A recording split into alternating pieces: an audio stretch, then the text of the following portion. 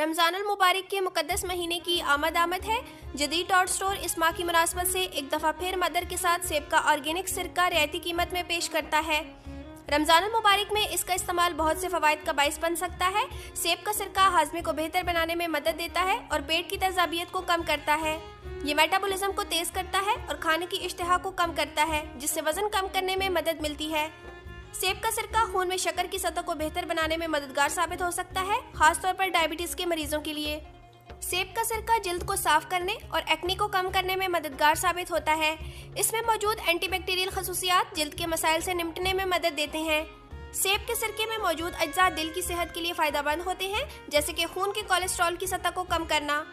सेब का सिरका जिस्म में मौजूद जहरीले मवाद को खारिज करने में मदद देता है और जिस्म के दिफाई निज़ाम को मजबूत बनाता है। 1 चम्मच सेब का सिरका पानी के साथ मिलाकर इस्तेमाल कीजिए।